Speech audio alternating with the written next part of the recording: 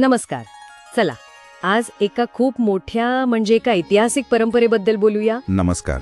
आपल्याकडे एक व्हिडिओ आलाय, तो म्हणजे 178व्या अखंड हरिनाम सप्ताहाबद्दल. बरोबर. हा सप्ताह 30 जुलै ते 6 ऑगस्ट दरम्यान होतोय, वैजापूर तालुक्यात शनी देवगाव इथे. हो, बरोबर. तर या व्हिडिओतून जी एक झलक दिसतीये, त्या मोठ्या सोहळ्याचं महत्त्व काय, जरा सविस्तरपणे उलगडून पाहूया आज. नक्कीच. आणि ही गोष्ट महत्वाची आहे की हा फक्त एक वार्षिक सोहळा नाहीये, अच्छा. तर हा जगातला सर्वात मोठा अखंड हरिनाम सप्ताह आहे. याची नोंद Guinness book of world records मध्ये आहे. अरे वा, गिनीज बुक मध्ये? हो. सद्गुरू योगीराज गंगागिरी महाराजांनी याची सुरुवात केली होती आणि त्यामागे काय म्हणतात त्याला, एक मोठा विचार होता, एक उद्देश होता. बरोबर.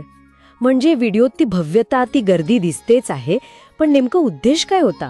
म्हणजे 178 वर्षांपूर्वी अशी काय परिस्थिती होती की महाराजांना वाटलं की हा उपक्रम सुरू करावा? तो काळ समजून घेणं महत्वाचं आहे.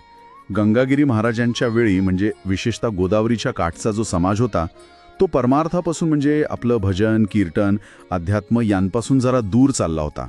अच्छा. अनेकांना याचं महत्त्व माहीत नव्हतं किंवा अज्ञान होतं. बरेच जण म्हणजे मनोरंजनाचे जे वेगळे प्रकार होते, जसे की तमाशा वगैरे, त्यात रमलेले होते. तर महाराजांनी त्यांना त्यातून बाहेर काढून त्यांना भक्तिमार्गाकडे वळवण्यासाठी, जगण्याचा एक वेगळा उन्नत मार्ग दाखवण्यासाठी हा नाम सप्ताह सुरू केला. म्हणजे फक्त लोकांना एकत्र आणणं नाही, तर त्यांना घडवणं, त्यांना एक दिशा देणं, हा उद्देश होता. व्हिडिओतला तो उत्साह मग तिथून आलाय. अगदी. मग या सप्ताहाचं स्वरूप कसं असतं नक्की? म्हणजे काय काय होतं तिथे? याचं जे मुख्य सूत्र आहे ना, जे सगळं सार सांगतं, ते म्हणजे लेने को हरिनाम देने को अन्नदान. लेने को हरिनाम देने को अन्नदान. हो, म्हणजे देवाचं नाव घेणं, भक्ती करणं, याला जेवढं महत्त्व, तेवढंच किंवा त्याहून जास्त महत्त्व अन्नदानाला आहे. अच्छा. तुम्ही विचार करा, 8 दिवसात अंदाजे 20 ते 25 लाख लोक येतात. बापरे, 20 ते 25 लाख? हो, आणि त्या प्रत्येकासाठी महाप्रसादाची म्हणजे जेवणाची सोय असते. हे खरंच म्हणजे अविश्वसनीय आहे. खरंच अविश्वसनीय. व्हिडिओमध्ये अन्नदानाचा उल्लेख आहे, पण एवढं विशाल स्वरूप असेल याची कल्पना नव्हती. आणि यात ज्ञानदान पण महत्वाचं आहे असं ऐकलंय. हो, तेही तितकंच महत्वाचं. फक्त पोट भरणं नाही, तर लोकांना विचारांनी समृद्ध करणं, हेही तितकंच महत्वाचं मानलं जातं. याचंच एक उदाहरण म्हणजे एकेका प्रहरात, प्रहर म्हणजे दिवसाचा साधारण 3 तासांचा एक भाग, तर एका प्रहरात 5-5 हजार टाळकरी एकत्र येऊन भजन करतात. काय सांगताय? 5,000 टाळकरी एका वेळी? हो. ती ऊर्जा, तो नाद, व्हिडिओतून त्याचा अंश जाणवतो, पण प्रत्यक्ष अनुभवणं हे वेगळंच असणार. ती कल्पनाच अंगावर काटा आणते. खरंच, ती सामूहिक शक्ती आणि भक्तीचा अनुभव काय असेल.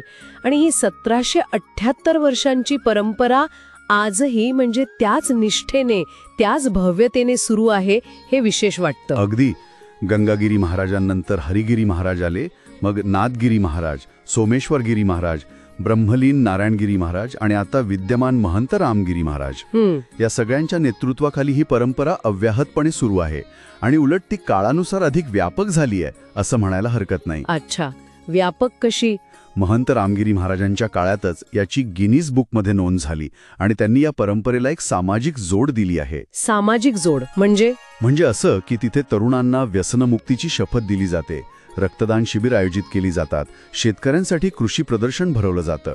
म्हणजे समाजाच्या इतर गरजांचाही विचार होतोय. वा, म्हणूनच मग या सोहळ्याला न भूतो न भविष्यती असं म्हटलं जात असेल. अगदी बरोबर. म्हणजे असा सोहळा पूर्वी झाला नाही आणि पुढेही होणार नाही. ही केवळ धार्मिक परंपरा नाही राहिली आता, तर एक मोठा सामाजिक सांस्कृतिक संगम झालाय हा. बरोबर.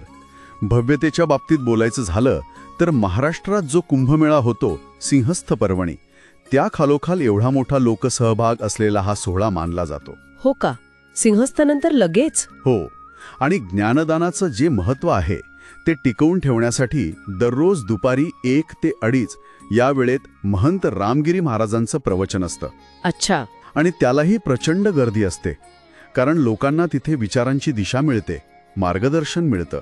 तर आपण जो व्हिडिओ पाहिला आणि त्यावर जी चर्चा केली, त्यातून हे स्पष्ट होतं की 1778 वर्षांची अखंड परंपरा, लाखो लोकांचा सहभाग, हो, हरिनाम आणि अन्नदान हे मूळ सूत्र जपत त्या ज्ञानदान आणि सामाजिक कार्याची भर. अगदी. आणि जागतिक विक्रम, या सगळ्यामुळे हा अखंड हरिनाम सप्ताह खरंच एक अद्वितीय, एक अद्भुत अशी घटना ठरते. निश्चितच. आणि या सगळ्या माहितीच्या पलीकडे जाऊन एक विचार करण्यासारखा मुद्दा मला वाटतो. कोणता? तो हा की जवळपास 2 शतकं जुनी ही परंपरा आहे. इतक्या प्रचंड संख्येने लोक एकत्र येतात. तरीही हा सप्ताह आपली मूळ उद्दिष्टे टिकवून आहे. काळानुरूप बदल स्वीकारत आजही तो इतका प्रभावी आणि काय म्हणतात त्याला रिलेव्हंट कसा राहिलाय? हा महत्वाचा प्रश्न आहे. एवढ्या मोठ्या जनसमुदायाला वर्षानुवर्षे एकत्र आणणारी आणि टिकवून ठेवणारी नेमकी शक्ती कोणती असेल? हा प्रश्न हा व्हिडिओ पाहिल्यावर, ही माहिती ऐकल्यावर मनात येतो आणि विचार करायला लावतो.